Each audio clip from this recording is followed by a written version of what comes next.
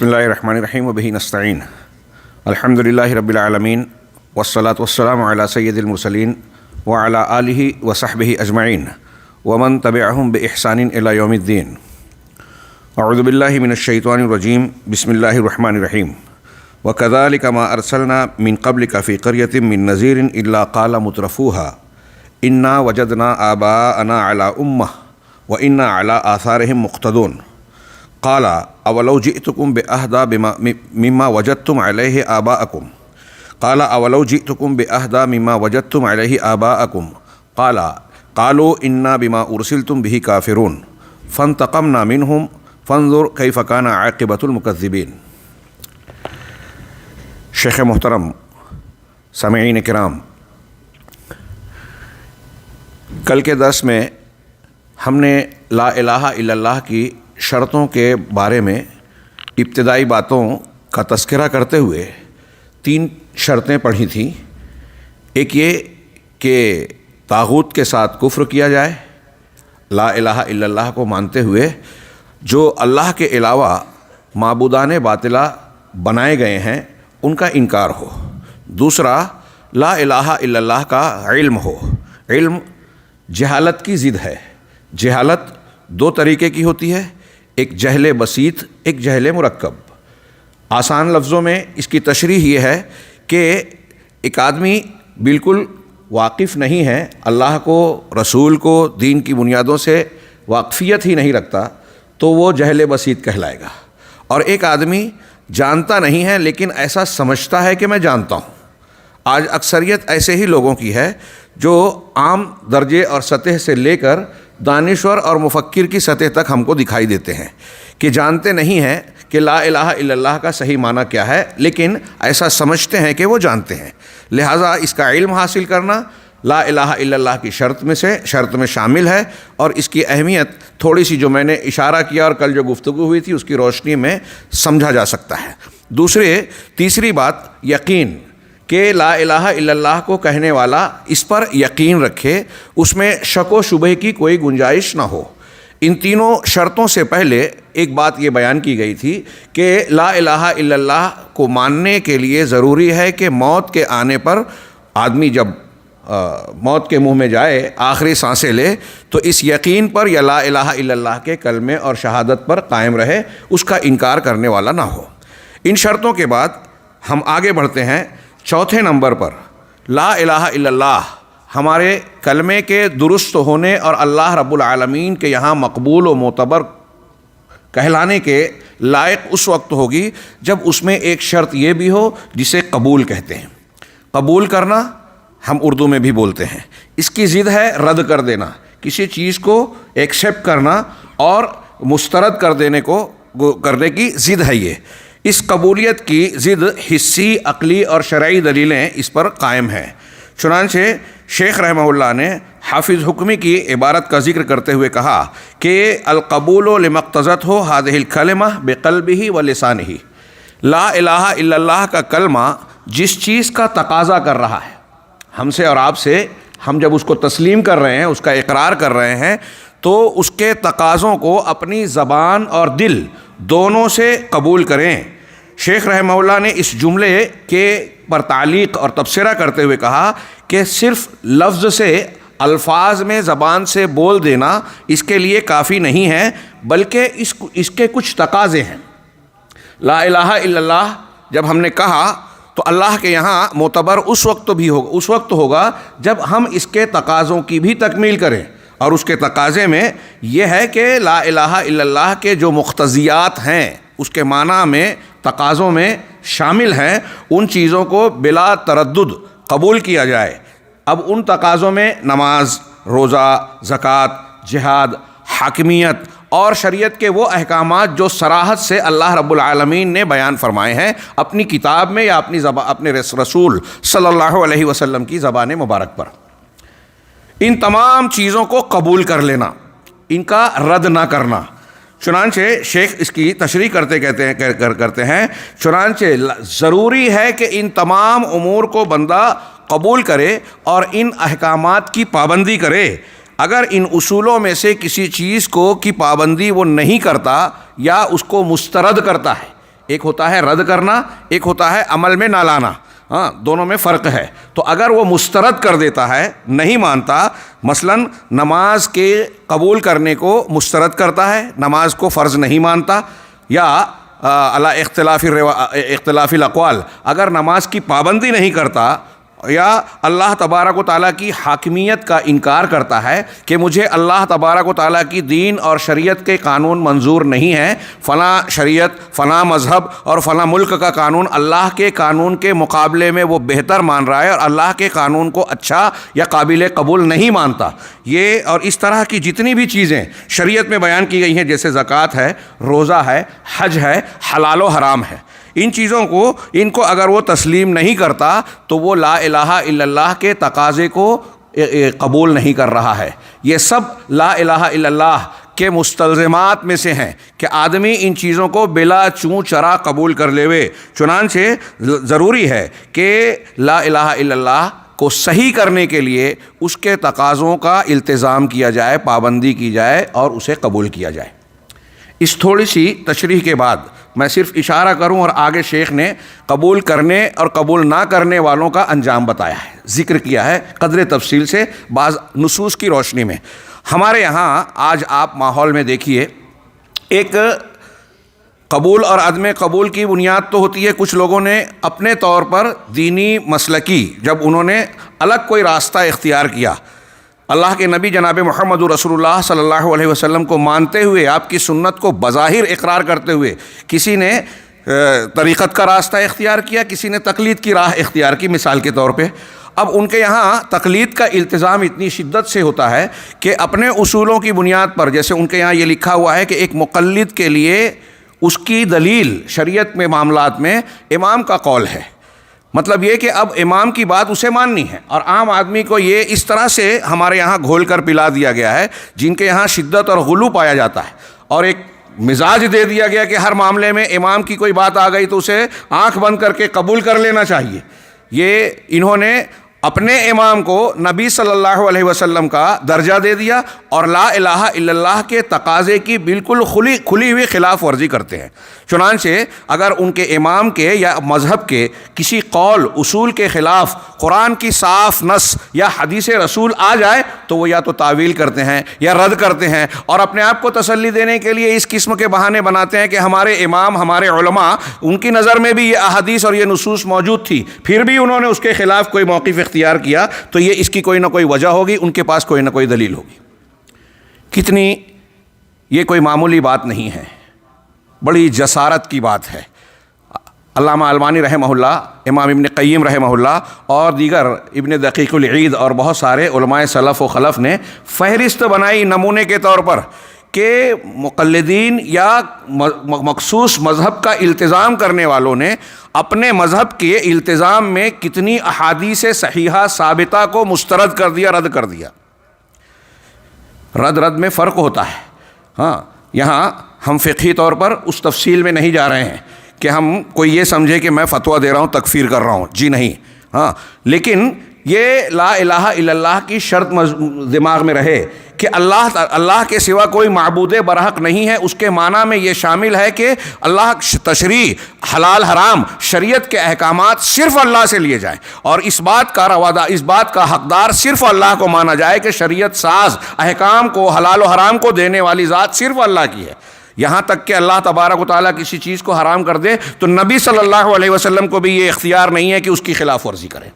یا ایھا النبی لما تحرم ما احل اللہ لک، کتنی صاف تعلیم ہے، یہ کتنی صاف بات ہے جو دلائل سے ثابت ہے، اس میں کوئی الجھن، پیچیدگی یا نہ سمجھ میں آنے والی بات ہے ہی نہیں، لیکن پھر بھی ہم دیکھتے ہیں کہ مخصوص مذاہب کا التزام کرنے والے قدم قدم پر نصوص کو رد کر دیتے ہیں، تعویل کر دیتے ہیں، اور انہیں اس بات کا احساس بھی نہیں ہوتا کہ وہ کتنی بڑی جسارت کر رہے ہیں۔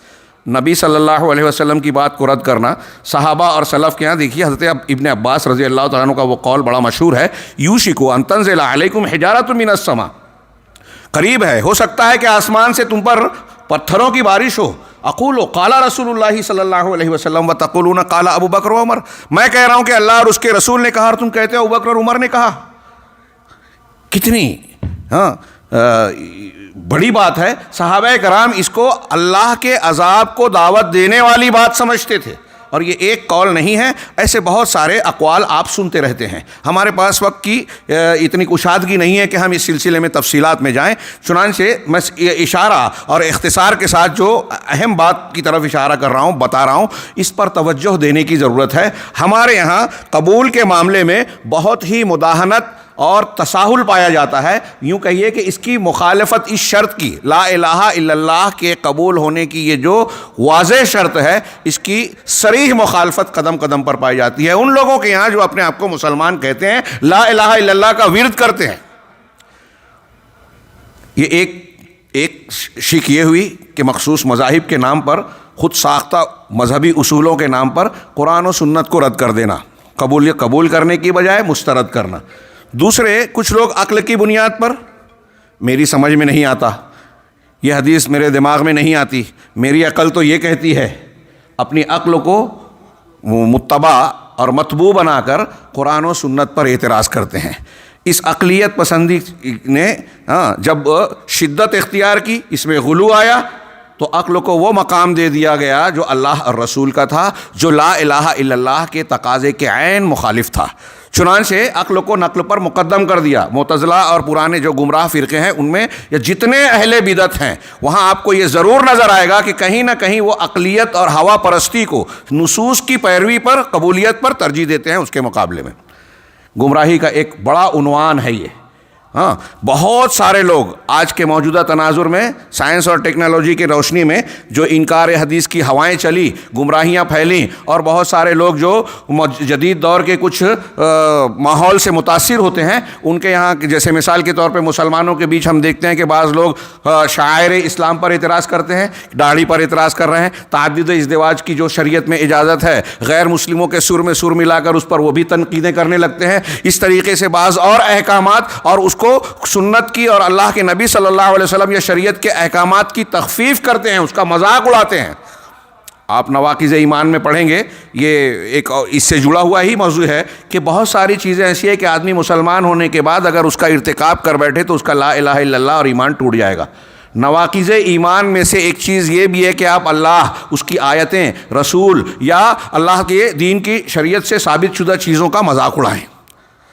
اس کی دلیلیں ہیں اپنے مقام پر. میں آگے بڑھتا ہوں. شیخ نے آگے فرمایا کہ شیخ حافظ حکمی کہتے ہیں کہ اللہ تبارک و تعالیٰ نے ہمارے سامنے قرآن کریم میں ان لوگوں کے قصے کو نقل کیا ہے، جن لوگوں نے اللہ کے احکامات کو یا لا الہ الا اللہ کے تقاضے کو قبول کیا، اور ان لوگوں کا انجام بھی ذکر کیا ہے جنہوں نے اسے مسترد کیا، اور پھر اس کی کچھ تفصیل بیان کرتے ہوئے بعض آیتوں کو پیش کیا. مثال کے طور پہ اللہ رب العالمین کا فرمان، وَلَقَدْ بَعَثْنَا فِي كُلِّ أُمَّةٍ رَسُولًا، یقیناً ہم نے ہر امت میں، ہر قوم میں ایک رسول بھیجا، ان اعبدوا اللہ واجتنبوا الطاغوت. اس رسول کی رسالت یہ تھی کہ صرف اللہ کی عبادت کرو اور طاغوت یعنی غیر اللہ کی پرستش سے بچو. عبادت کرو، اللہ کی شرک سے بچو، نبی کی بنیادی تعلیم. اور پھر آگے کہا فَمِنْهُمْ مَنْ هَدَى اللَّهُ، ان میں سے کچھ ایسے تھے جن کو اللہ نے ہدایت دی. وَمِنْهُمْ مَنْ حَقَّتْ عَلَيْهِمُ الضَّلَالَةُ، اور ان میں کچھ ایسے تھے جن پر گمراہی ثابت ہو گئی، منطبق ہو گئی. شیخ اس کی تشریح کرتے ہوئے دو جملوں میں کہتے ہیں کہ جن لوگوں نے نبی کی دعوت کو کہ اللہ کی عبادت کرو، طاغوت سے بچو، اسے قبول کیا، وہ ہدایت یاب ہوئے، اور جن لوگوں نے اسے قبول نہیں کیا ان پر ضلالت نافذ ہو گئی یا ثابت ہو گئی، اور یہ لوگ کفار کی حیثیت سے شمار ہوئے. اس میں استدلال ہے کہ نبی نے دعوت دی، قبول کیا تو مسلمان ہیں، اور مسترد کر دیا، قبول نہیں کیا تو وہ کافر ہیں، ان پر ضلالت مسلط ہو گئی. قال الشیخ حافظ شیخ حافظ کہتے ہیں اسی طرح اللہ رب العالمین کا یہ ارشاد بھی ہے، وَكَذَلِكَ مَا أَرْسَلْنَا مِن قَبْلِكَ فِي قَرْيَةٍ مِّن نَذِيرٍ، کہ اور ایسے اسی طرح آپ سے پہلے کسی بھی بستی اور شہر میں ہم نے کوئی ڈرانے والا بھیجا، الا قال مترفوها، مگر وہاں کے خوشحال لوگوں نے یہ جواب دیا نبی کی دعوت کے سامنے. کیا کہا؟ انا وجدنا آباءنا علی امہ، ہم نے اپنے باپ دادوں کو اپنے باپ دادا کو ایک امت پر یعنی ایک ملت اور دین پر پایا، وہ ایک راستے پر قائم تھے، ان کا طور طریقہ رسم و رواج یا مذہب قائم تھا، ہم نے اس پر پایا۔ وَإِنَّا عَلَىٰ آثَارِهِمْ مُقْتَدُونَ، اور ہم انہی کے نقش قدم پر چلنے والے ہیں، انہی کی پیروی کرنے والے ہیں، اقتدا کرنے والے ہیں۔ باپ دادا کا دین جو ہے ہم اس پر قائم ہیں۔ ملاحظہ فرمائیے، نبی نے دعوت دی اور یہ جواب کیا دے رہی ہے قوم کہ نہیں آپ کی بات نہیں مان سکتے، باپ دادا کا ایک طریقہ چلا آ رہا ہے، ملت چلی آ رہی ہے، دین اسی دین کو ہم مانیں گے۔ ہاں، اب اس کو سامنے جوڑیے ان لوگوں کے روش پر۔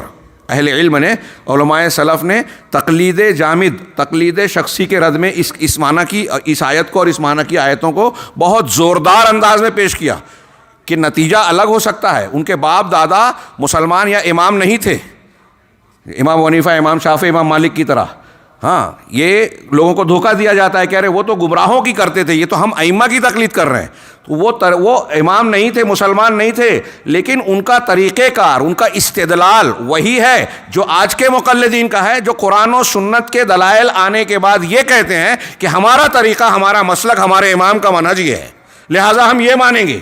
ان کے اور ان کے منہج میں فرق نہیں ہے، اصول میں فرق نہیں ہے، جس کی اللہ تبارک و تعالیٰ مذمت کر رہا ہے۔ نبی کی تعلیم کے سامنے باپ دادا کی بات پیش کی جائے، نبی کی تعلیم کے سامنے امام کی بات پیش کی جائے، طریقہ ایک ہی ہے، ہو سکتا ہے نتیجے میں تھوڑا سا فرق ہو۔ شیخ نے کہا آگے، اللہ تعالیٰ کا آگے فرمانا ہے کو قالا اولو جئتکم بأہدی مما وجدتم علیہ آباءکم، نبی نے یہ جواب دیا کہ کیا میں تمہارے پاس اس سے زیادہ بہتر ہدایت والا، منزل تک پہنچانے والا راستہ پیش نہیں کر رہا ہوں جس پر تم نے اپنے باپ دادا کو پایا؟ تمہارے باپ دادا جس روش پر تھے، جس دین اور طریقے پر تھے، میں جو طریقہ پیش کر رہا ہوں یہ اس سے بہتر ہے، مدلل ہے، ثابت شدہ ہے، واضح بالکل۔ لیکن انہوں نے کیا جواب دیا؟ قالوا انا بما ارسلتم به کافرون۔ ٹھیک ہے، وہ اپنی جگہ رکھیے کہ یہ اس سے زیادہ ہدایت والی، دلیل والی، ثابت شدہ بات ہے، لیکن تم جس رسالت اور پیغام کو، دین کو لے کر آئے ہو، ہم اس کا انکار کرنے والے ہیں، قبول نہیں کیا، ہم اس کے کافر ہیں۔ چنانچہ فانتقمنا، اللہ نے جواب دیا، اللہ تعالیٰ نے ان کا انجام بتایا ہمیں، فانتقمنا منہم، ہم نے ان سے انتقام لیا، ان پر عذاب کا کوڑا برسایا۔ ہاں، الگ الگ قوموں کی حکایت ہمیں عبرت کے طور پر قرآن میں بیان کی گئی، ہمارے سامنے موجود ہے۔ چنانچہ اللہ نے کہا فانظر کیف کان عاقبۃ المکذبین، لہٰذا دیکھیے کہ جھٹلانے والوں کا انجام کیسے ہوا، جھٹلانے والوں کا انجام کیسے ہوا۔ اب آپ بھی اور ہم بھی اگر اللہ تبارک و تعالیٰ کے دین کی باتوں کو قبول نہیں کرتے تو یہ لا الہ الا اللہ کے تقاضے اور شرط کے خلاف ورزی ہے، اور ہم جھٹلانے والے، انکار کرنے والے، رد کرنے والوں میں شامل ہو جائیں گے۔ اللہ تبارک و تعالیٰ نے یہ جو ہمارے سامنے پچھلی قوموں کے واقعات نقل کیے، اس میں یہ ایک بہت موٹی ہدایت اور ارشاد ہے۔ اسی طریقے سے اسی آیت کی تشریح میں کہتے ہیں کہ ارسلوا بلا الہ الا اللہ و مقتضیاتہا، کہ ان انبیاء کرام کو لا الہ الا اللہ اور اس کے تقاضوں کے ساتھ بھیجا گیا تھا کہ تم اسے مانو، ان اعبدوا اللہ واجتنبوا الطاغوت والی تعلیم، یہی لا الہ الا اللہ کا معنی ہے کہ اللہ کے سوا کوئی عبادت کے لائق معبود برحق ہے ہی نہیں۔ ہاں، اس کے اس تعلیم کے ساتھ اس کے تقاضے بھی دیے گئے، انبیاء کرام اسے لے کر آئے، فکفر بہ الکفار وبمقتضیاتہا، کفار نے اس کو بھی مسترد کر دیا، رد کر دیا، اور ان کے لا الہ الا اللہ کے تقاضوں کو بھی رد کر دیا۔ حافظ حکمی کہتے ہیں اسی طرح اللہ تعالیٰ کا یہ ارشاد بھی ہے ثم ننجی رسولنا والذین آمنوا، پھر ہم اپنے رسولوں کو نجات دے دیتے اور ان لوگوں کو جو ایمان لائے، کذالک حقا علینا ننجی المؤمنین، اسی طرح ہماری یہ ذمہ داری ہے کہ ہم مومنوں کو نجات دے دیویں، ان کو جو ہے ان کو کامیاب بنا دیویں۔ یہ اس آیت میں کیا بتایا؟ یعنی یہ بتایا کہ جو لوگ اللہ کے لا الہ الا اللہ کو اور اس کے تقاضوں کو قبول کرتے ہیں، اللہ کہہ رہا ہے کہ ہم ان کی مدد کرتے ہیں، ان کو نجات دیتے ہیں۔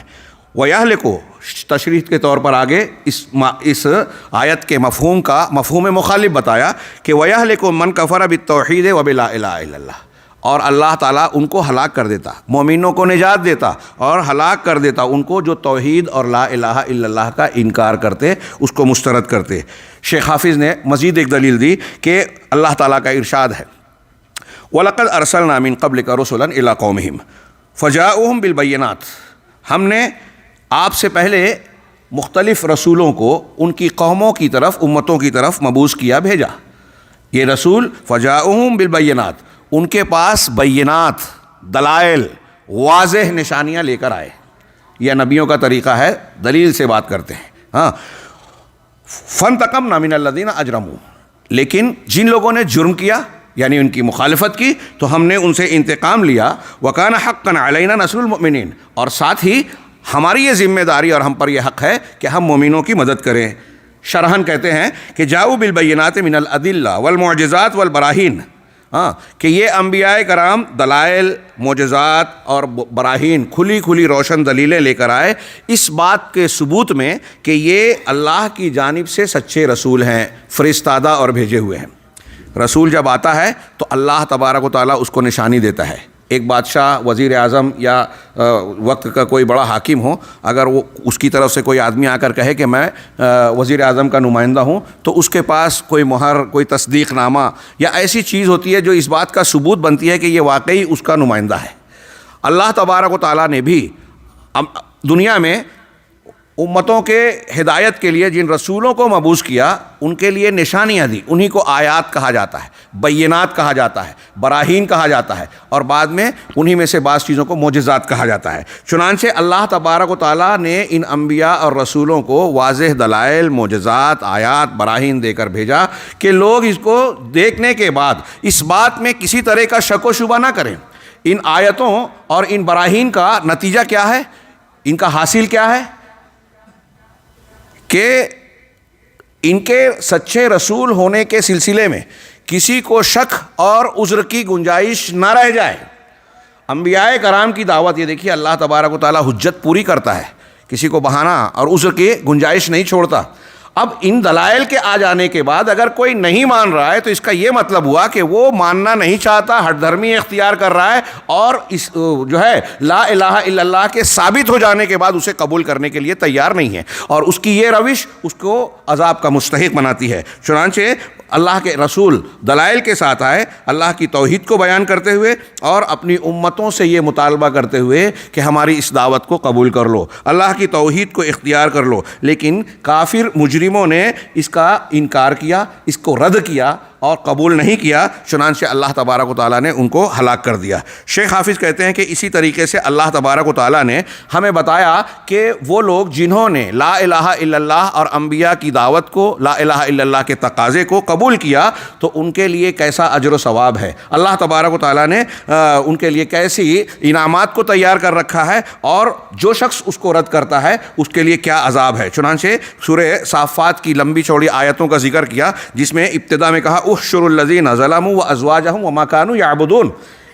اللہ تعالیٰ کہے گا کہ جن لوگوں نے ظلم کیا اور ان کو اور ان کے ہمراہیوں کو، ازواج ان کے دو تین معنی بیان کیے گئے، یعنی کفر شرک میں ساتھ دینے والے جو دوست احباب ہیں یا شیاطین ہیں، یا ایسی بیویاں جو کفر اور شرک میں ساتھ دیتی ہیں جیسے ابو لہب کی بیوی کا تذکرہ قرآن میں ہے. ہاں، تو ایسے لوگوں کو ان کے ہمجولیوں اور ہمراہیوں کے ساتھ اکٹھا کر لو، اور ان کو بھی اکٹھا کرو جن کی یہ عبادت کرتے تھے اللہ کے سوا.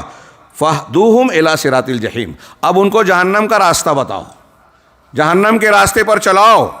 دنیا میں جن لوگوں کو باطل کی بنیاد پر ایک دوسرے سے تعاون کا معاملہ چلتا ہے جن لوگوں کے درمیان، غور کریں وہ اس آیت پر، اس فرمان پر.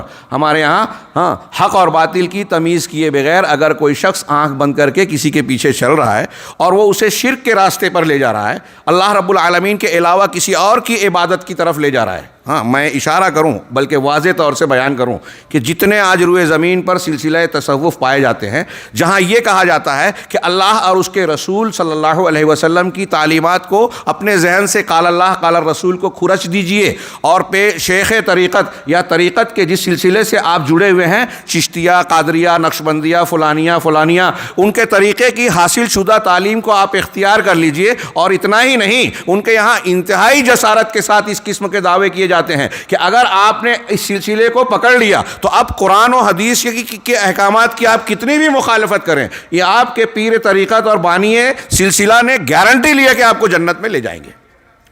شیخ عبد القادر جیلانی سے اللہ تبارک و تعالیٰ نے متعدد بار یہ وعدہ کیا کہ تمہارے رفقا اور تمہارے سلسلے سے جڑے ہوئے لوگوں کو دنیا میں بھی میں نے گناہوں کو معاف کر دیا اور آخرت میں جنت کی گارنٹی. یہ میں اپنے الفاظ میں کہہ رہا ہوں، یہ بیان کیا جاتا ہے، دھوکہ ہے یہ. یہ اللہ تبارک و تعالیٰ کے ارشادات اور فرامین کی سراسر مخالفت ہے، اور اس تسلی کے، جھوٹی تسلی کے اس ڈوز نے بہت سارے لوگوں کو یہ مزاج دے دیا کہ اب ہم نے فلاں سلسلہ اور طریقت کو جب اختیار کر لیا ہے، جب ہم نے فلاں تنظیم کو اختیار کر لیا ہے، اور اس کے فلاں بزرگ شخصیت جس نے قرآن کی اتنی بڑی تفسیر لکھی، جس کے دنیا میں اتنے فالوور ہیں، وہ اسلامک اسکالر کہلاتا ہے، دانشور اور مفکر کہلاتا ہے، جب ہم نے اس کا دامن پکڑا ہے تو اب وہ جو تشریح کر رہا ہے ہم اسی کو مانیں گے، قرآن و حدیث کو چھوڑ دیتے ہیں۔ ہمارے احباب، میں نے جماعت اسلامی کے ادارے میں کافی دن تدریس کا کام کیا، وہاں دیکھتا تھا، حیرت کرتا تھا، ان سے گفتگو ہوتی تھی کہ وہ اب کہتے ہیں، جیسے ہمارے ہاں کچھ لوگ ہیں نا منکرین حدیث کہتے ہیں کہ یہ میری عقل میں نہیں آتی، اور دیکھیے تو وہ کسی اور کو، مستشرق کو، یورپ اور انگریز کی کسی کتاب کو پڑھا ہے اور اس نے اعتراض کیا جس حدیث پر، اسی پر اس کو بھی اعتراض ہے۔ تو اگر آپ کسی مستشرق کے اعتراضات کو دہرا کر اس کو قبول کر کے حدیث رسول کو نشانہ بنا رہے ہیں تو آپ اپنی عقل کہاں استعمال کر رہے ہیں؟ آپ نے اپنے عقل و شعور تو اس مستشرق کے حوالے کر دیا۔ یہی حال ہم ان گروہوں کو دیکھتے ہیں جو اپنے بزرگ، اپنے رہنما، مذہبی پیشوا جس کو بنا لیا ان لوگوں نے، قرآن و حدیث نے نہیں متعین کیا، یہ بنا لیا گیا، ان کو ولا اور برا کی بنیاد بنا لیا، دین کو قبول کرنے اور مسترد کرنے کا اصول بنا لیا کہ ہمارے پیشوا جو کہتے ہیں۔ اب دیکھیے کہ یہ بہت کھل کے کہہ رہا ہوں، جماعت اسلامی میں آپ دیکھیے کہ مولانا ابو العلا مودودی صاحب جن حدیثوں پہ وہ اعتراض کرتے ہیں بخاری مسلم کی، آپ ان کو دیکھیں گے کہ وہ ان کے ماننے والوں کی عقل میں بھی نہیں آتی۔ ہاں، کہیں کہیں تھوڑا اضافہ ہے کہ بھائی ان کے ماننے والوں نے بعض ایسی حدیثوں کو بھی رد کر دیا جو مولانا مودودی صاحب نہ مان رہے تھے۔ ہاں، بعض ایسی حدیثوں کو بھی، میں نے کہا تھا نا کہ یہ کہیں جب اقلیت پر آتے ہیں تو معتزلہ سے آگے چلے جاتے ہیں، ثلاث کذبات اور ایسی کئی حدیثیں ہیں جس کو معتزلہ بھی مانتے ہیں، یہ نہیں مانتے، ہاں، اس کو رد کرتے ہیں۔ تو انہوں نے جن چیزوں کو پر اعتراض کیا ان کو بھی اعتراض ہے، انہوں نے جن چیزوں کو مانا اس کو یہ مانتے ہیں۔ تو آپ کے قبول اور عدم قبول کی بنیاد قرآن و سنت نہیں ہے۔ یہاں تو میں ایک سوال اٹھاتا ہوں یا غور کرتا ہوں کہ اگر آپ اس بنیاد پر کسی چیز کو مان رہے ہو کہ فلاں پیشوا مانتا ہے، تو آپ کا ماننا بھی اللہ اور رسول صلی اللہ علیہ وسلم کی تعلیم اور مطالبے کے مطابق نہیں ہے۔ ایک ایمان والا کسی بات کو مانتا ہے تو اس بنیاد پر کہ یہ اللہ نے کہا، یہ رسول نے فرمایا، اور آپ کے یہاں اصول ہی یہ بن گیا کہ اللہ اور رسول کی بات اس وقت مانیں گے جب فلاں تائید کرے گا۔ تو آپ نے اللہ اور رسول کا درجہ اس سے گھٹا دیا، مانے یا نہ مانے، زبان سے نہ کہیں، لیکن آپ کا تعامل، آپ کا ضابطہ، آپ کا طریقہ، منہج یہ بات بیان کرتا ہے۔ یہ بہت اہمیت کی حامل بات میں بیان کر رہا ہوں، اور لا الہ الا اللہ کے تقاضے کی یہ مخالفت آج ہمارے سماج میں، مسلمانوں میں، اسلام کے دعوے دار اور اسلام کا بہت دم بھرنے والے، ڈنکا پیٹنے والے، بڑی بڑی کانفرنسیں کرنے والوں میں یہ مخالفت شدت سے پائی جاتی ہے۔ لہٰذا اس پر توجہ دینے کی ضرورت ہے، سمجھنے کی ضرورت ہے، اور اپنی اصلاح کرنے کی ضرورت ہے تاکہ اللہ کے یہاں ہمارا لا الہ الا اللہ قبول ہو سکے۔ چنانچہ آگے ہم بڑھتے ہیں، شیخ نے آگے کہا کہ ان آیتوں کے بعد کہ ان کو اور ان کے ہمجولیوں کو اکٹھا کرو، جہنم کی طرف ہانکو، راستہ بتاؤ، وقفوہم، اور ان کو روکو، ٹھہرا لو، ہاں، انہم مسئولون، ان سے ابھی کچھ سوال کیے جانے ہیں، ان سے سوال اور باس پرس ہوگی۔ منو کے شل حساب فقط ہلاک، جس سے حساب میں کھود کورت کر لی وہ ہلاک ہو گیا۔ پھر آگے ان کی کچھ حالت اور ان کا مکالمہ بیان کیا گیا، ایک دوسرے کو لان تان کریں گے، تم نے ہم کو گمراہ کیا، ہم نے کہاں کیا، تم خود ہی اپنے آزاد تھے، تم خود اپنے طور پر گمراہ ہوئے۔ یہ قرآن میں یہ جو مکالمے جہنمیوں کے یا مجرمین کے میدان محشر میں اور جہنم میں نقل کیے ہیں، بہت عبرت کا سامان ہے۔ ہاں، کہ آج آپ اندھے ہو کر کسی کے پیچھے چلتے ہیں اور اس پر تکیہ کرتے ہیں، توکل کرتے ہیں، اس کی ساری باتیں قبول کرتے ہیں، اگر وہ باطل پر ہے تو کل آپ اس کے دشمن ہوں گے، وہ آپ کا دشمن ہوگا۔ قرآن کے ان مضامین کا مطالعہ کیجئے، یہاں بھی ہے، آخر میں جو کہا گیا محل استشہاد ہمارا اسی میں ہے۔ قرآن کی یہ سورہ صافات کی آخر کی آیتیں ہیں 35-36، انہم کانوا اذا قیل لہم لا الہ الا اللہ یستکبرون۔ یہ ایسے تھے کہ جب ان سے لا الہ الا اللہ کہا جاتا تھا کہ اس کی دعوت کو یا اس کلمے کو قبول کر لو، تو یستکبرون، وہ استکبار کرتے، اکڑ جاتے، یعنی رد کر دیتے۔ ویقولون، اور کہتے کیا، اِنَّا لَتَارِكُو آلِهَتِنَا لِشَاعِرٍ مجنون، کیا ہم اپنے معبودوں کو ایک شاعر اور دیوانے، ایک دیوانے پاگل شاعر کی وجہ سے چھوڑ دیں گے؟ آگے تشریح کر رہے ہیں، اس لیے میں یہاں نہیں بولتا. شاعر اللہ کے نبی صلی اللہ علیہ وسلم کو کہہ رہے ہیں کہ آپ جو پیش کر رہے ہیں کلام الہی جو شعر نہیں ہے، تخیلات پر مشتمل نہیں ہے، اللہ کا کلام ہے، ہدایت ہے، اس کو شعر کہہ رہے ہیں، شاعری کہہ رہے ہیں. اور مجنون نبی کریم صلی اللہ علیہ وسلم جو دنیا کے سب سے زیادہ ذہین، عقل مند اور کامل انسان، ان کو پاگل کہہ رہے ہیں، دیوانہ کہہ رہے ہیں. چنانچہ یعنی شیخ نے اس آیت کو نقل کرنے کے بعد کہا اس کا مطلب یہ ہے کہ انہوں نے لا الہ الا اللہ کو رد کر دیا، ہاں، اور اپنے کفر پر اصرار کیا، کفر پر مستمر رہے. وعلی ما وجدوا علیہ آباءہم، اور اس کفر پر جس پر اپنے باپ دادا کو پایا تھا، اور اللہ کے ساتھ شرک کرنے کو اختیار کیے رکھا، لا الہ الا اللہ کو مسترد کر دیا، رد کر دیا. شیخ حافظ کہتے ہیں چنانچہ اللہ تبارک و تعالیٰ نے ان کو عذاب دینے کی جو وجہ اور سبب بیان کیا وہ حق اور لا الہ الا اللہ کے بولنے میں ان کا استکبار، کہ انہوں نے استکبار کیا، لا الہ الا اللہ کو مانا نہیں، استکبار کیا، اور جو لا الہ الا اللہ لے کر آئے ہیں ان کی تکذیب کی. چنانچہ انہوں نے اس چیز کی نفی نہیں کی جو رسول نے رد کیا یا اللہ نے رد کیا، اس چیز کو نہیں مانا جو اللہ اور رسول نے ثابت کیا. بل قالوا انکارا واستکبارا، بلکہ انکار و استکبار کرتے ہوئے، گھمنڈ کرتے ہوئے کہا اجعل الآلہۃ الہا واحدا، ارے کیا اس نے سارے معبودوں کو ایک معبود میں بدل ڈالا، ایک معبود بنا ڈالا. ان ھذا لشیء عجاب، یہ تو بڑی تعجب خیز بات ہے. وانطلق الملأ منهم ان امشوا واصبروا علی آلہتکم، اور ان کے جو سردار لوگ تھے وہ آگے بڑھے اور کہا کہ تم چلتے رہو، ہاں، اور اپنے معبودوں پر جمے رہو، اپنے معبودوں کا اور دین کا شرکیہ راستہ مضبوطی سے تھامے اور پکڑے رہو. ان ھذا لشیء یراد، یہ ایسی چیز ہے، دعوت ہے جس کی کوئی غرض ہے. ما سمعنا بہذا فی الملۃ الاخرہ، یہ بات جو یہ رسول پیش کر رہے ہیں اسے ہم پچھلی ملتوں میں ہم نے نہیں سنا. ہمارے مشرک آباء و اجداد تھے، وہ بہت سارے معبودوں کو پوچھتے تھے. یہ اہل کتاب ہیں، عیسائی جو آخری دعوت کے حامل ہیں، یہ تثلیث کے قائل تھے، اور یہ یہودی ہیں، یہ اللہ عزیر کو اللہ کا بیٹا کہہ رہے ہیں. ہم نے تو پہلے نہیں سنا، یہ توحید لے کر آئے ہیں، ہم نے اس کو پچھلی امتوں میں نہیں سنا. ان ھذا الا اختلاق، یہ تو بس من گھڑت بات ہے، اس نے اپنے دماغ سے بنا لی ہے. نبی کی دعوت کے ساتھ یہ سلوک کر رہے ہیں. اب یہ جو کفار اس طرح کے اعذار پیش کر رہے ہیں، اہل بدعت یا وہ لوگ جو اللہ اور رسول صلی اللہ علیہ وسلم کی متعینہ تعلیمات اور صراط مستقیم سے کچھ انحراف اختیار کرتے ہیں. آج پوری دنیا میں بہت سارے مناہج موجود ہیں، یہ سارے غلط منہج والے اللہ اور رسول کی تعلیمات جو ان کے اصولوں سے، ان کے اختیار کردہ منہج سے ٹکراتی ہیں، ان کے ساتھ ان کا وہی رویہ ہوتا ہے جو ان منکرین کا ہے. چنانچہ آگے ملاحظہ فرمائیے کہ وقالوا ہا ہونا، کہ وہاں دوسرے مقام پر یہ کہا تھا سورہ صاد میں جو ابھی آیتیں پڑھی، یہاں انہوں نے کیا کہا، انا لتارکو آلہتنا لشاعر مجنون، کہ ایک شاعر، دیوانے شاعر کی وجہ سے کیا ہم اپنے معبودوں کو جو ہمارے باپ دادا پوجتے چلے آئے ہیں ان کو چھوڑ دیں گے. چنانچہ اللہ تبارک و تعالیٰ کا انہوں نے انکار کیا، اللہ تعالیٰ نے ان کے اس بات پر انکار کیا اور اس بات کو ان پر رد کیا. تو شیخ یہاں ہم کو اور آپ کو یا اپنے مخاطبین کو کہہ رہے ہیں کہ بھائیو یہ دیکھیے کہ جو شخص حق کو رد کرنا چاہتا ہے، ان آیتوں اور ان مضامین میں ہم کو یہ سبق مل رہا ہے کہ جو لوگ حق کو ماننا نہیں چاہتے، قبول نہیں کرنا چاہتے، رد کرنا چاہتے ہیں، وہ صاحب حق کے اندر عیوب تلاش کرتے ہیں، وہ موجود ہو یا نہ موجود ہو. یعنی آپ نے مجھے کوئی اچھی بات بتائی، اب مجھے آپ کی یہ بات ماننا نہیں ہے، تو بجائے اس کے کہ میں یہ کہوں کہ ہاں میرے اندر یہ خامی اور غلطی ہے، میں آپ کی غلطیاں نکالتا ہوں. کرے آپ بھی تو ایسا کرتے ہیں. دیکھیے یہ رویہ ہمارے یہاں چھوٹی چھوٹی باتوں سے لے کر بڑے بڑے معاملات تک پایا جاتا ہے. ہاں، اگر کسی کو آپ نے کچھ ٹوکا کہ بھائی داڑھی رکھ لیجئے، ارے آپ مجھ کو داڑھی کی تعلیم دے رہے ہو، آپ کا پاجامہ بھی تو نیچے ہے، آپ کا ازار بھی تو نیچے ہے، ٹھیک ہے وہ غلط ہے، اس کے غلط سے آپ کا غلط کو جواز مل گیا کیا؟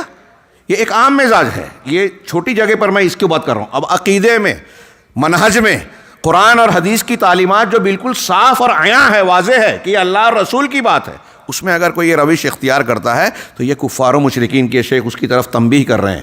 ہاں، ہمیں اور آپ کو توجہ دلا رہے ہیں کہ دیکھیے جب کوئی شخص حق کا رد کرنا چاہتا ہے تو وہ صاحب حق کے عیوب تلاش کرتا ہے، اور یہ وہ منہج ہے جس پر یہود، نصارہ، بت پرست اور اہل بدعت قائم ہے. یہود، نصارہ، بت پرست، مشرکین اور دنیا کے جتنے اہل بدعت ہیں وہ اس منہج کو اختیار کرتے ہیں. شیخ ربی نے اشارہ کیا کہ چنانچہ آپ دیکھیں کہ اہل بدعت جھوٹ میں اور اہل حق کو کا چہرہ اور ان کی حقیقت کو بگاڑنے میں کفار سے بازی لے جانا چاہتے ہیں. جو لوگ بدعتی ہیں نا، جیسے کفار و مشرکین مسلمانوں کے خلاف پروپیگنڈا کرتے ہیں، اسلام تلوار کے زور سے پھیلا، اس میں تشدد ہے، اس میں ایسا ہے، اس میں یہ ہے، اس طرح کی جو غلط سلط باتیں، اور انبیاء اور اہل دعات حق کے لیے جو مختلف تنابز بالالقاب کی روش اختیار کرتے ہیں، تو کہہ رہے ہیں کہ جیسے کفار کا یہ طریقہ ہے، اس معاملے میں اہل بدعت ہمارے جو ہیں وہ ان سے آگے بڑھنے کی کوشش کرتے ہیں، مقابلہ آرائی کرتے ہیں. کما شوہو، مثال کے طور پہ جیسے کہ ہم دیکھتے ہیں کہ انہوں نے علامہ ابن تیمیہ، امام احمد بن حنبل اور ان کے علاوہ بہت سارے ائمہ سنت کو جو ہے مختلف قسم کے برے القاب اور تہمتوں سے ان کو متہم کیا. جس طرح سے انہوں نے شیخ امام محمد بن عبد الوہاب رحمہ اللہ کا چہرہ بگاڑنے کی کوشش کی، ان کی دعوت پر جو ہے کیچڑ اچھالے، اور انہوں نے کس قدر ظلم اور افتراء پردازی سے کام لیا. چنانچہ اگر کوئی سادہ صاف سیدھی بات کرنے والا سادہ شخص کوئی حق کی تعلیم دے رہا ہے تو اس کے چہرے کو، شخصیت کو، اس کے امیج کو یہ بگاڑتے ہیں اور اس کی دعوت کو اور بھی مختلف قسم کے کیچڑ اچھالتے ہیں. میرے بھائیوں، میں اشارہ کروں، وقت بہت کم ہے اور میں چاہ رہا ہوں کہ دو مزید آج ہو جائیں، آج کے درس میں دو شرطیں اور آ جائیں. یہ آپ غور کیجئے کہ آج جو مناہج باطلہ یا اہل بدعت کے مختلف سرگرمیاں پائی جاتی ہیں، ان سب کو دیکھیے کہ خاص طور سے وہ اسلام کی سچی دعوت کے تعلق سے ان کا تعامل، رویہ، معاملہ کیا ہے. ہم اس مملکت التوحید میں موجود ہیں. آپ یہاں اپنی آنکھوں سے بہت ساری برکتیں توحید کی، صحیح عقیدے کی دیکھ رہے ہیں، محسوس کر رہے ہیں، برت رہے ہیں. لیکن اس سے باہر اس کا جو نقشہ میڈیا اور سوشل میڈیا پر کھینچا جاتا ہے، وہ کیسا کھینچا جاتا ہے؟ ایسا لگتا ہے کہ یہاں کے لوگوں کے یہاں نہ کوئی نظام ہے، منمانی ہوتی ہے، یہاں تعیش ہے، دین سے دوری ہے، اور نہ جانے کیا کیا. جبکہ یہاں ہمیں توحید، صلاۃ اور نماز کی قائم کرنے کا ایسا اہتمام جو میں سمجھتا ہوں، جانتا ہوں، میرے علم کے مطابق شاید روئے زمین کی کسی مملکہ اور کسی ملک میں نظر نہ آئے. اور بہت ساری اس طرح کی خیرات اور بھلائیاں دعوت کے علم دین کو پھیلانے، نشر و اشاعت کرنے، دوسروں تک دین کو پہنچانے کی کوشش، قرآن کے تراجم اور نہ جانے کیا کیا یہاں کی خیرات ہے. اللہ تعالیٰ اس کو محفوظ رکھے، فطروں سے بچائے. لیکن آپ دیکھیے کہ دنیا میں سعودی عرب اور اس کی تعلیمات اور اس کی خوبیوں کو چھپا کر اس کے تعلق سے جو نقشہ کھینچا جاتا ہے لوگوں کے ذہن و دماغ میں، وہ بالکل اس کے برعکس ہے. یہ اہل بدعت کی ضرورت ہے، یہ اہل باطل کا طریقہ ہے. انبیاء کرام علیہم الصلوۃ کے ساتھ انہوں نے یہ روش اختیار کی. یہ میں نے اشارہ کیا ہے، وقت نہیں ہے کہ میں مزید تفصیل میں جاؤں، لیکن غور کیجئے کہ کیسے یعنی شیخ محمد بن عبد الوہاب رحمہ اللہ، علامہ ابن تیمیہ، بہت الزامات، جتنے اہل حق ہیں ان کے خلاف اہل باطل کے ہاں جو ہے ریڈی میڈ قسم کے کچھ جو ہے الزامات ہیں، ان کو وہ چسپاں کر کے عوام کو ان سے برگشتہ کرنے اور منحرف کرنے کی کوشش کرتے ہیں. اسی طریقے سے مشرکین ہمارے یہاں، کاش وقت ہوتا تو میں یہ بھی ذکر کرتا کہ مملکہ اور کا ماضی میں جو اس کے قائم ہونے کی تاریخ ہے، اس تاریخ کو بھی ایک دم گڑمٹ کر دیا گیا. اور مجھے حیرت ہوتی ہے کہ دوسرے تو چھوڑیے، ہمارے سلفی حضرات اور بہت سارے اہل الحدیث اور بہت سارے علماء اس تاریخ کی حقیقت سے واقف نہیں ہیں، پڑھا نہیں ہے، تحقیق نہیں کی ہے، اور پروپیگنڈوں کو اس قدر عام کیا گیا جو شیخ محمد بن عبد الوہاب اور مملکہ کے خلاف جو ماضی میں پھیلایا گیا، آج انہی کی بہت ساری باتیں جو غلط ہیں اس کو صحیح سمجھا جاتا ہے. ترکوں کی خلافت کو توڑنے کے سلسلے میں انتہائی غلط قسم کی باتیں پھیلائی گئیں. میں موقع ہوتا ہم نے مدراس یعنی چنئی میں اس موضوع پر جو خلافت کی تحریک ہے، حزب التحریر وغیرہ، اس سے متاثر ہمارے یہاں بعض نوجوان پیدا ہوئے اور انہوں خلافت کا نعرہ لگاتے ہیں، اور اس سلسلے میں وہ ترکی کی تعریف کر کے سعودی عرب پر نقد کرتے ہیں. حقائق کیا ہیں؟ کیا ترکی ابھی یا ماضی میں اسلامی تعلیم اور منہج صحیحہ کا نمائندہ رہا ہے؟ ہرگز نہیں. تصوف کا سب سے بڑا اڈا وہاں لستم پوخ، شرک، قبر پرستی اور نہ جانے کیا کیا خرافات وہاں مرکز بنا ہوا ہے. اور انہیں ترکوں کو اہل توحید اور شیخ محمد بن عبد الوہاب رحمہ اللہ کی تحریک سے یہ خوف محسوس ہوا کہ اگر یہ تحریک آگے بڑھتی ہے اور ہمارے حدود میں داخل ہوتی ہے تو ہماری یہ شرکیات اور ہماری یہ شرک کی دکانیں جو ہے تباہ ہو جائے گی. بدعت و خرافات کی دکان بند ہو جائے گی. وہاں بڑی خرافات تھی. یہاں حرم میں بھی انہوں نے بہت ساری خرافات کی تھیں، آپ جانتے ہوں گے یا اہل علم سے اس سلسلے میں مراجعہ کر سکتے ہیں. تو اس خوف کے تحت انہوں نے مخالفتیں کی، بدنام کیا. ہاں، یہاں تک بعض اہل علم کہتے ہیں جیسے انگریزوں نے اس کو استعمال کیا، انگریز اور ترک دونوں نے وہابیت کا نام جو ہے مشہور کر کے اس کو وہابی کا نام دیا سلفیت کو، اور پھر اس کے تعلق سے بہت سارے الزامات اور اتہامات کو تراشا. یہ شیخ جو اشارہ کر رہے ہیں اختصار کے ساتھ ہم اس کو اپنے سامنے رکھیں. اسی طریقے سے مشرکین کہتے ہیں، یہ پیراگراف کے بعد شیخ ربیع کی عبارت میں اس کا مفہوم بیان کر رہا ہوں کہ مشرکین اللہ کے رسول صلی اللہ علیہ وسلم کے بارے میں کہہ رہے ہیں کہ آپ مجنون ہیں. آپ کی تعلیمات کو یا آپ کی شخصیت کو جنون سے متصف کر رہے ہیں، نعوذ باللہ. اور آپ کے کلام کو شعراء کا کلام کہہ رہے ہیں. آپ کا کلام اور قرآن کو اللہ تعالیٰ ان کا برا کرے. انہوں نے یہ بھی کہا کہ اللہ کے رسول کاہن ہے. انہوں نے اللہ کے رسول صلی اللہ علیہ وسلم کو ساحر کذاب کہا، ہاں جھوٹا کہا. فما عندہم حجج، لیکن ان ساری باتوں کے تعلق سے دنیا جانتی ہے ان کے پاس کوئی حجت نہیں تھی. جب کہیں موقع پڑا جہاں پھنسنے کی بات تھی، ہرقل کے سامنے اپنی اس وقت کی تمام تر مخالفتوں اور دشمنیوں کے باوجود ابو سفیان یہ نہیں کہہ سکا کہ انہوں نے جھوٹ بولا ہے. سوال کے جواب میں کہ کیا کبھی جھوٹ بولتے دیکھا، تو جواب دیا ما جربنا علیہ کذبا، ہم نے جھوٹ کا تجربہ کبھی ان پر کیا ہی نہیں. ہاں، اس طرح کی گواہیاں ان کی جانب سے موجود ہے. لیکن پھر بھی جب دعوت کو جھٹلانے کی بات آئی، لوگوں کو منحرف کرنے کے، لوگ ان سے دور ہوں، برگشتہ ہوں، تو اس قسم کے اتہامات اور القاب کو استعمال کیا. کہا ما عندہم الا الضلال، ان کے پاس صرف گمراہی ہے، دلیل نہیں ہے، کسی بات کو پیش کرنے کا ثبوت نہیں ہے. چنانچہ اہل ضلال اہل حق کے بارے میں ایسے ہی خبیث اور گندے اقوال کا استعمال کرتے ہیں.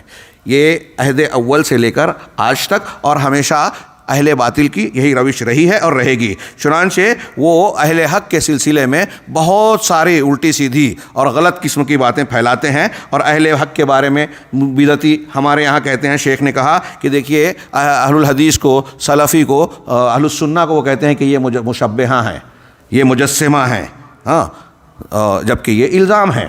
اور اسی طریقے سے یہ کہتے ہیں کہ یہ لوگ رسول اللہ صلی اللہ علیہ وسلم کے ساتھ بغض کرتے ہیں. دیکھیے ہم نعت پڑھتے ہیں، یہ نعت نہیں پڑھتے. دیکھیے ہم یہ کرتے ہیں، نہیں کرتے.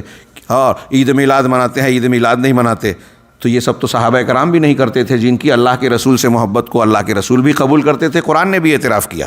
تو کہتے ہیں کہ دیکھیے یہ اہل حق لوگوں میں یہ مشہور کرتے ہیں کہ رسول کو نہیں مانتے، یہ اولیاء سے بغض رکھتے ہیں، یہ نہیں مانتے، یہ نہیں کرتے، یہ فقہ کو نہیں مانتے، یہ قیاس کو نہیں مانتے. ہاں، اسی طریقے سے آج یہ اہل حق کے بارے میں یہاں تک کہتے ہیں، شیخ نے کہا کہ یہ علماء حیض و نفاس ہیں، یہ جاسوس ہیں، یہ عملا ہیں، ہاں، یہ اعلی کار ہیں، یہ مرجیہ ہیں. اس طرح کے ان کی کتابوں میں آج بھی موجود ہے. یہ تحریکی حضرات، علامہ ابن باز، امام علامہ ابن باز رحمہ اللہ، علامہ البانی رحمہ اللہ، شیخ ابن عثیمین، ان لوگوں کے بارے میں یہ تعبیرات اختیار کرتے ہیں، نعوذ باللہ من ذلک. کہا شیخ حافظ کہتے ہیں کہ من جاء بالحسنۃ فلہ خیر منها وهم من فزع یومئذ آمنون، جو شخص کوئی نیکی لے کر آئے گا تو وہ اس کے لیے اس سے بہتر بدلہ اللہ کے پاس ملے گا، اور وہ قیامت کے دن کے فضا سے، گھبراہٹ سے محفوظ رہے گا. یہاں حسنہ سے مراد لا الہ الا اللہ ہے، اور توحید اور توحید کی تابع چیزیں مراد ہیں. اس کا مطلب یہ کہ اللہ تعالیٰ کے پاس اجر اور اچھا انجام اور سرفرازی حاصل کرنے کے لیے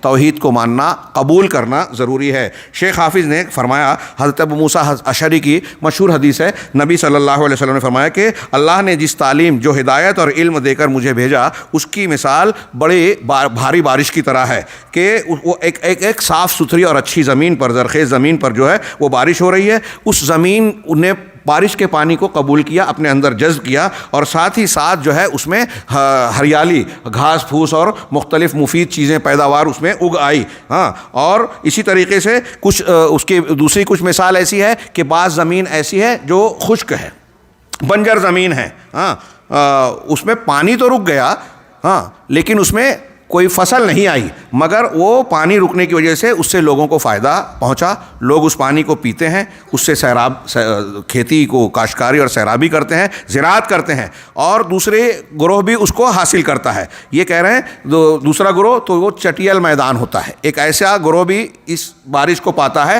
یا زمین پاتی ہے جو کہ چٹیل میدان ہے، بالکل چکنی زمین ہے، نہ اس میں پانی رکتا ہے اور نہ اس میں کوئی گھاس پھوس اگتی ہے. چنانچہ یہ مثال ہے ان لوگوں کی جو دین کی سمجھ حاصل کرتے ہیں اور پھر اس دین سے اس کو فائدہ پہنچتا ہے، وہ اس فائدہ حاصل کرتا ہے جو دین سیکھا ہے، اور پھر اسے خود جانتا ہے اور لوگوں کو بتاتا ہے۔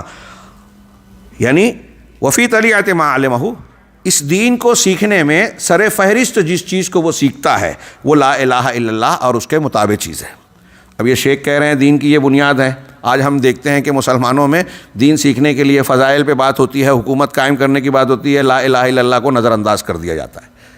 یہ ایک مسلمہ بات ہے کہ آدمی جب دین سیکھے گا، دین میں داخل ہوگا، تو سب سے پہلے لا الہ الا اللہ، اس کا معنی، اس کے تقاضے، اس کی شرائط، اس کے نواقص کو سیکھے، تبھی اس کے آگے کی عمارت ٹھیک ٹھاک اور مضبوط اور مستحکم رہے گی۔ تو جو شخص دین سیکھے گا، یہ اس حدیث کی تشریح میں کہہ رہے ہیں، تو سر فہرست لا الہ الا اللہ کو سیکھے گا، اسے قبول کرے گا۔ وعلی رأس علمہ بمعنی لا الہ الا اللہ، اور جو علم وہ حاصل کر رہا ہے دین کا، ان علوم میں سر فہرست علم لا الہ الا اللہ ہے۔ میں نے کل کے درس میں بھی یہ کہا، شیخ نے اشارہ کیا، ہمارے بر صغیر میں غلط فہمی پائی جاتی ہے کہ ایک آدمی نے لا الہ الا اللہ کہہ دیا جنت میں جائے گا، ایک آدمی نے جو مسلمان اپنے آپ کو کہہ رہا ہے لا الہ الا اللہ کو قبول کر لیا تو وہ شرک نہیں کر سکتا۔ بڑی غلط فہمی ہے۔ اس غلط فہمی کا ازالہ کیسے ہوگا؟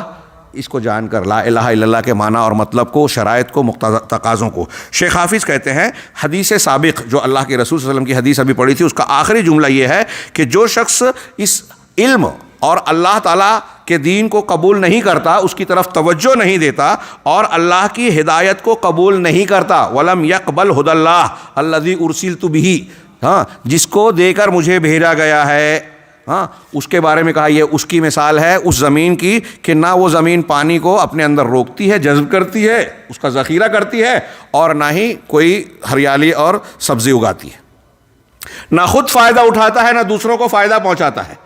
بارش ہو رہی ہے، اللہ تبارک و، یہ اس کی مثال نبی کریم صلی اللہ علیہ وسلم نے، شیخ آگے کہتے ہیں کہ یہ بڑی عظیم حدیث ہے اور بہت زبردست مثال ہے۔ اس میں شاہد اور کیا استدلال کیا ہے کہ جو شخص علم حاصل کرے اور علم دے لوگوں کو، اس کے بالمقابل یعنی دین کو سیکھنے کے بعد خود جانے اور دوسروں کو بتائے، اس کے مقابل میں وہ شخص ہے جو نہ اس کی طرف توجہ دیتا ہے، نہ اللہ تعالیٰ کی ہدایت اور رسول کی لائی ہوئی تعلیم کو قبول کرتا ہے۔